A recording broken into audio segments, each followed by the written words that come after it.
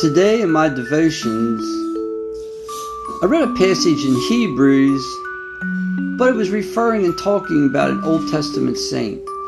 You know, it's really good to read about these guys in the Old Testament because we see how they reacted to God, how God reacted to them, interacted with them without first having known about Jesus.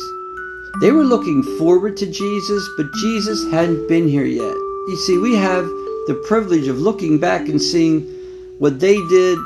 Then we see through the New Testament what Jesus did. And we have an advantage that way, but these guys didn't.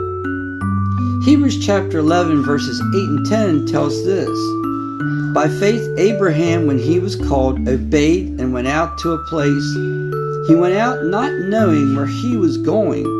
By faith he stayed as a foreigner in the land of promise, for he was looking forward to the city that has a foundation, whose architect and builder is God. Abraham had a good life. He was wealthy, he had a good life in Ur, and God comes along and says, Abraham, I want to make you a great nation. I want you to go.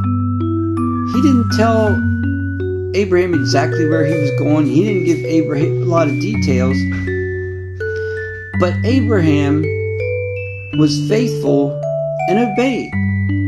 Abraham trusted God to tell him what to do as he went. Unlike many of us today, we want to know all the details ahead of time. We want to have that roadmap all laid out in front of us. But we have to learn to have faith and believe that God is going to give us the details as we go.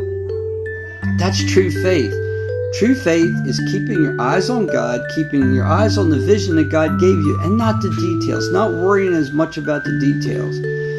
Allowing God to give you what you need as you need it, and then being faithful to follow it. True faith totally, completely, 100% trusts God to lead you. Trust God to know what He's doing, so that we don't really have to know all the details all the time. That's why this is so encouraging. To me, Abraham is such a great example. It's always encouraging when I'm reminded of Abraham and what he did. My challenge would be that in this coming year, we would have that type of faith that helps us to follow God, to allow Him to be the master of the details, and we trust Him to lead us in the right way, the right place, at the right